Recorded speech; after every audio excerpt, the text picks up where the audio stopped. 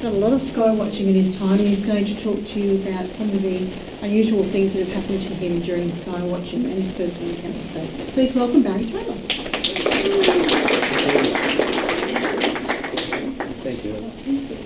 Good day, everybody.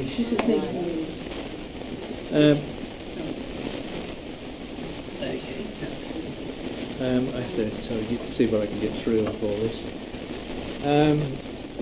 Down there you can get, look there, that's extra slides. Right there, I thought that was the lady you're showing me. This is the lady. That's it, top one. Just before, if you want to, that's my free download book there, so if you want to jot down that address on issw.com, UFO down and get a free copy, because a lot of this stuff, plus a heck of a lot more in it. I was doing a presentation in Lismore in 1997 when I first met Cheryl and Martin Gottschall, talking about the UFOs. I've been fortunate enough to see heaps of UFOs during my lifetime, but in the 90s it was intense. So this is what I'm talking to you about tonight. There's some of the weird things that I come across and happened to me during that period of time. It's some of it's pretty crazy. I first witnessed 10-year-old. It was my first lot of UFOs I saw, high altitude, and it spurred on a little bit of an interest in space and the sky, night sky, at that early age.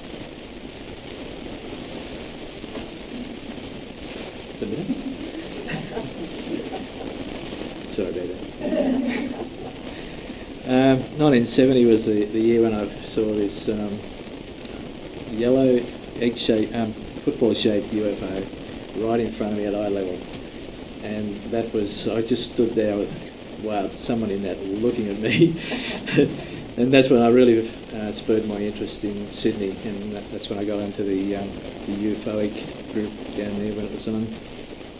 Eventually got right into it and had my home phone number in the Sydney phone book, so people reporting UFOs rang me, and I was able to learn a lot during that period of time. In 95, 98 I moved to Katoomba, and I still saw UFOs up there.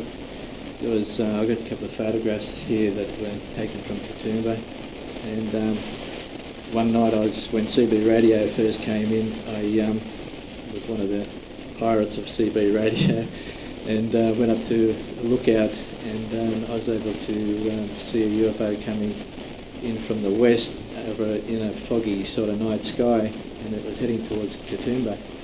And I said to the guys on the radio, excuse me fellas, I've got to get out here and look at this UFO. Oh yeah. Get now heading, and I'll be back soon. Stay there and I'll tell you all about it. So I had a torch and I got out of the car, and when it came close to the town of Katoomba, below the fog, it was the only light visible in the sky.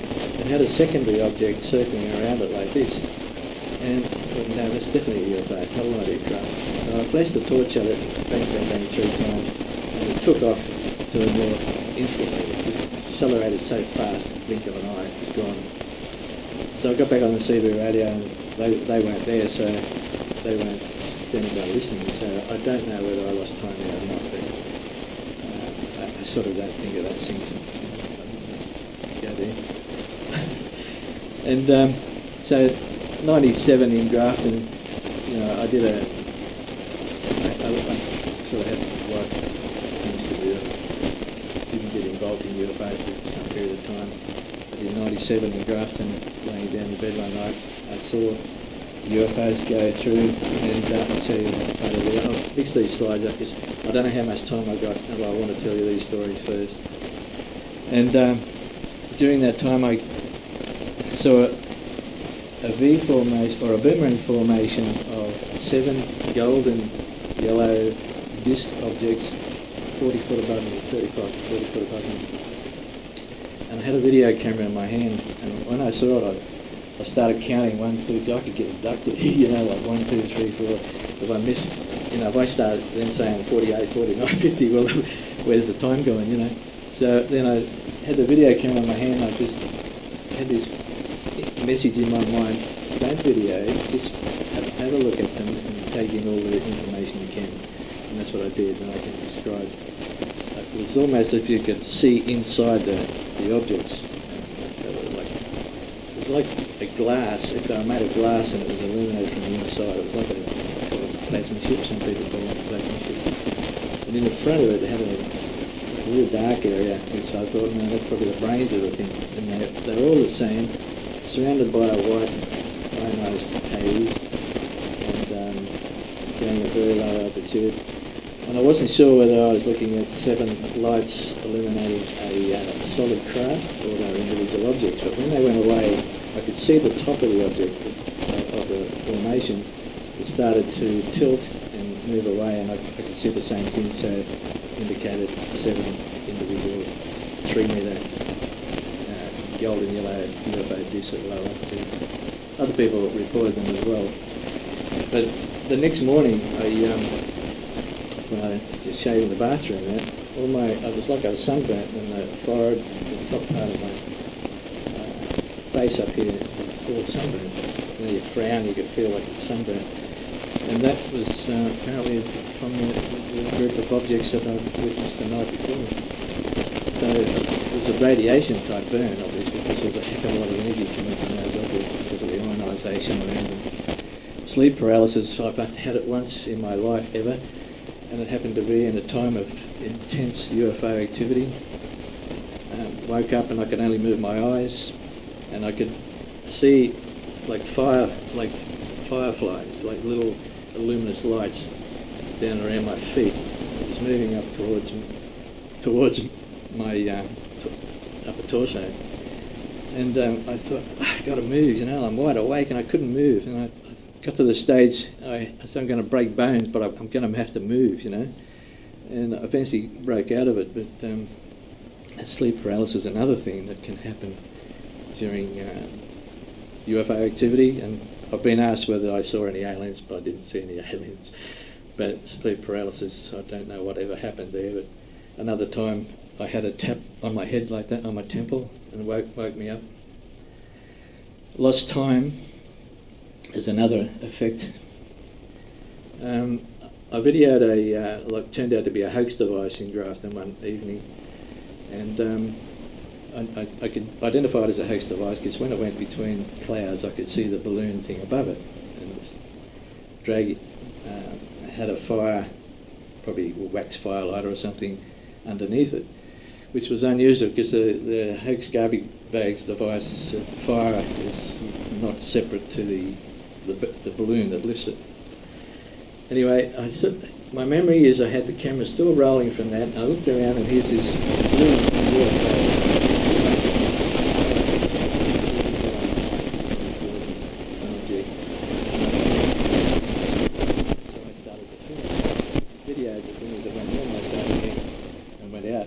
When I play the video back, the video is stopped. I had the video rolling. I did an experiment. Turned the camera off. I ran it through and said, no way in the world. There's a bit of lost time in that particular incident. Strange dreams. Another thing that happens. See, when the UFO activity, I'll put you in the picture a bit more. I was out every night, every time, and I was working shift work. And when I was working, I had days off, some I had nights off. So when I had days off, I'd be outside watching videotaping UFOs. It was just so intense. It was unbelievable. So at night I was having strange dreams, and wake up sometimes with scratches and bruises. One night I woke up with about 2 red bands around my ankles, as if I'd been shackled. Well, weren't there the night before. That happened during the night somehow. And you have a knowing when there's UFOs around.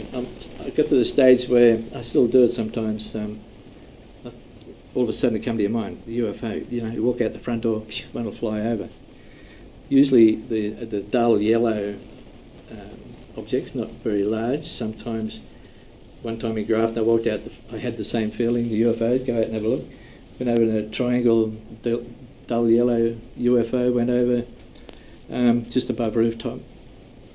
And I think, are those things sitting up there waiting for me to come out? or are they telling me to get out there so I can have a look at them? One or the other, I don't know. It just happens so often. Scoop marks, I had a scoop mark in my left shin when I was 10-year-old, and I had 3, not knowing anything about UFOs at that period of time, at that age, and I had this memory of 3 nights in a row I was taken into a dark craft by strange creatures, and that's when I had a scoop mark. Scratches and bruises, as I explained before, unusual.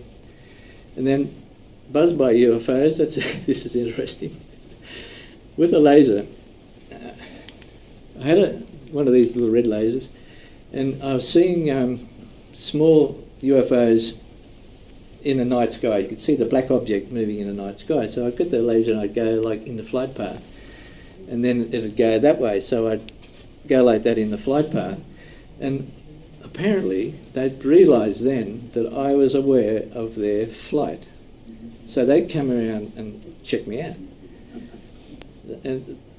And they'd come over the house next door, you know, so I'd set cameras up here, cameras there, and I'm going to get them, you know, and then they'd go over the clothesline, just over the lawn, over the backyard.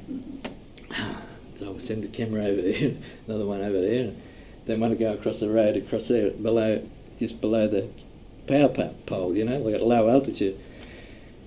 And I just couldn't photograph them, so I even got a motorbike helmet, put on a night vision security camera recording just inside the house. Now, with a Nikon professional camera with external flash already on, all I had to do is press a button. So I said, I'm going to get these things. I'm going to have to show people these things that are buzzing me, you know. So this particular night, I'm ready. Okay, you can come now. And this big black shadow just above rooftop height come over, and holy mackerel, look at that, you know. The size of a small car, I suppose, you know. But it was so obvious. And I got cameras ready to go. Didn't show up on the... I could have just gone flash and may have got something. But so hard to... They play games with you. And, yeah, strange. And heightened awareness. So I was able to know when an aircraft was coming from behind me before I could hear it or see it, you know, like being outside, your awareness expands, and you can, it's you know, it's that many hours that I did to do it, and heightened awareness, you're so alert, and your peripheral vision and your night vision is so emphasised and developed because of skywatching, the intensity that I used to do it. And I drove around the main intersection in Grafton there, and it's got a light over the centre, and I've lost count how many times I went around that corner and that light went out. And it's just at the same spot each time. I just about go around the corner, boom, the light would go out. That's happened again. And it happened up here in Brisbane too when Susie Hanson was talking, and I drove back to Cheryl's place, and we drove around off the freeway, off the corner, and 2 of them went out to the street lights, and we just looked at one and I said, oh yeah, that happens. Even a LED traffic light on the freeway where it says 100k in LED lights, I was coming to it, I looked up at it and half the LEDs went out. It's still happening. And photographic anomalies, got heaps of orbs, but also in film camera I'll get the red streaks and throughout the negative, that it's not exposed from light, not a light leak or anything like that, but you get these photographic anomalies. And then items disappear.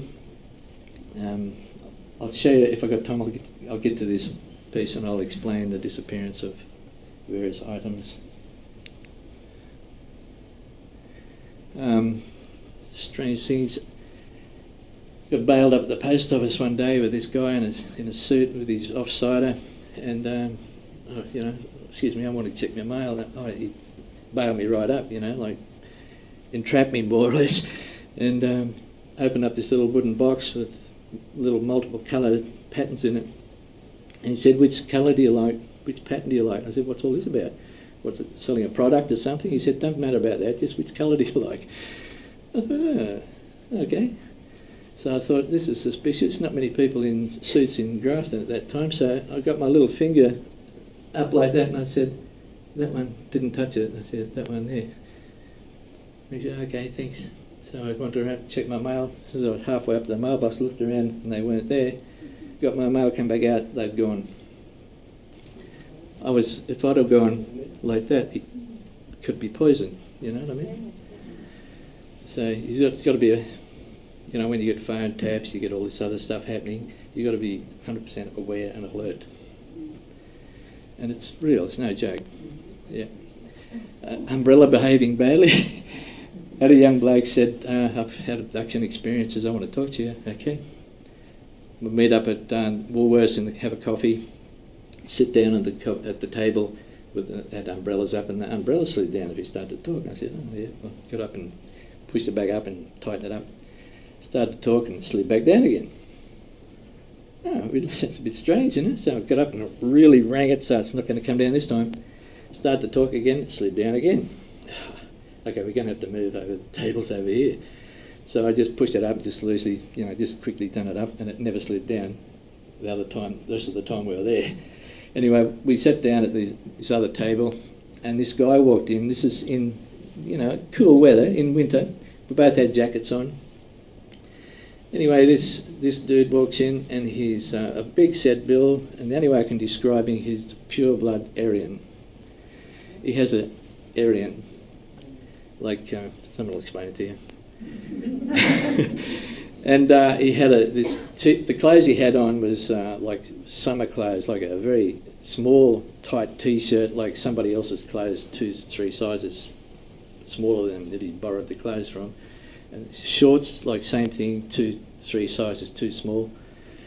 Anyway, he sat down. I looked at him. I thought, he's a strange-looking dude, And he sat down, like in the table behind my mate there that I was talking to, in front of me. He puts down a little black box, the famous little black box, on the table in front of him, and he just stares at it. We were there for an hour, and he never took his eyes off the black box. Never got up and got a coffee or anything like that. And when we finished, we walked away, and we got to the steps, which was only probably here to the wall away from where the table was, or even less than that. I turned around, and he wasn't at the table, this other guy. I thought, well, he disappeared quick. He wasn't in the doors. He didn't go in through the main entrance doors that I could see, but he just disappeared out of sight very quickly after we moved. Anyway, to continue that story, a mate from the Central Coast was visiting around that same night, and he said, you want to come to the club and meet up and have a drink? And yeah, see you there. So I told him about this guy, strange guy, and I explained the details to him. The next morning, he rang me and said, that bloke you just explained? He said, he come in after you left, and he sat at the table opposite me, ordered a schooner of beer in front of him, never drank any of it. And he was there for I was there for half an hour, and he never drank out of it, and he's still there, dressed the same. And so I got a bit freaked out and I left. And so that was just a connection with this particular strange dude because my mate was also really interested in UFOs and had some strange experiences, and I'm running out of time. No, I just wanted to add something. I think you've left out a very important part of your story. Yeah. People don't know that it's during that time, that whole decade, Barry was the only person in Australia who was collecting UFO footage and sharing it with a handful of other people around the world. The only source or avenue that any Australian footage was getting out to the rest of the world. So you had a lot of unusual things going on around you while you were doing that, and you were doing it prolifically. Yeah, well, if I want to tell my story, we'll be here for another couple of days. But I'm just trying to... it is, yeah. That's now, a woman from WA, just to get on to the next one, rang me and said she had an alien experience, like an abduction type experience, and she was cured of a serious illness. I think it was liver problem she had, and she was fairly seriously ill. So she made it over to the East Coast, and we met up and had coffee. And she was telling me that during her experience, after her experience, she went to the doctor and she was cured, 100% cured from this after this experience with abduction type experience. And while she was there, we were out there on the footpath, where they take out someone's car park and put tables there and you can sit and have coffee. And we were there, and I noticed there was a guy in a suit again, standing in a doorway of one of the shops carrying a suitcase, and he was just eyeballing me. And I look around, he's just eyeballing me, and he did this for a little bit, and it was just becoming a bit irritant. So I looked at him, and he went, nodded, yeah, I know you're there. And and then he just walked off. But it seems it's 200 metres from where I was located. All I had was binoculars. I'd just taken my camera inside, so I saw them through binoculars, filled the view of the binoculars, so I got a really, really good look at them. Red light array craft, I call them. There's a drawing in the book. And I was out on the veranda, and where I saw these ready for another lot of activity, and you could feel, I felt my chest sort of heating up from the inside. I thought, gee, that's getting uncomfortable. I'm getting microwaved here. And so I went inside, and it went away. So I did a bit of research, and apparently there is such a thing as a microwave weapon, a line of sight weapon. The CIA with the mystery phone calls, hoax device going over, phone rings. Oh, yeah, any UFOs around here? No, only hoax devices. Oh, you know about them, do you? Oh, yeah. Oh, hang on a minute, I've got another phone call on the other line. Yeah, and use the phone. Sounded like Air Force Base or somebody on night duty or something like that. I met a Mason, handshake. I didn't know until the handshake. And we talked about UFOs, interesting people to meet. And I had a gunshot guy pass gunshot. That's a threat of ever, wasn't it? Helicopter surveillance videos of helicopters. You see, I can play a bit of. That was in 1971 when I looked at it. It was something like that, football shape, just a dull yellow. It looked like that. And only just like close and far. This object here was just a strange light in the sky at Katoomba, and when it was enlarged up, it was like that. UFOs. Not at real height, but high enough that it wasn't like light post. Now, there's this dream associated with this. I had a dream about this going into a bookshop, and there was some important book there I had to buy. 2 years later, I went into Lismore, and the news agent walked up this large bookshelf, right around, never looked at a book, come halfway down the other side, and I stopped, looked down. Australian Paranormal, well, I haven't seen that one before. Picked it up, flicked through it, and there's my photo of my UFO. And the dream that I had 2 years earlier come back, and that was it. I'd given a copy of the photo to Rex Gilroy, and he used it in the story, and he used all the details exactly how it's told. He's very good at that. He doesn't exaggerate. This is Lubbock, Texas. This is in a Dempsey book, and in 97 in Grafton, that was the first formation of UFOs I saw, and it was exactly the same as that. And the features are the staggered position of the UFOs in the group, and you very, very rarely see those. They're very rare. I saw them only once in a lifetime for all the sightings I've had. Boomerang formations and V formations. If you ever see that, you know you're in the middle of a UFO flat. A lot of stuff happens.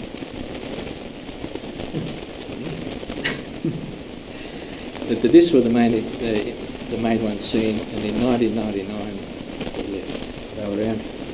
The whole Earth wave of UFOs, the decade of the 90s worldwide.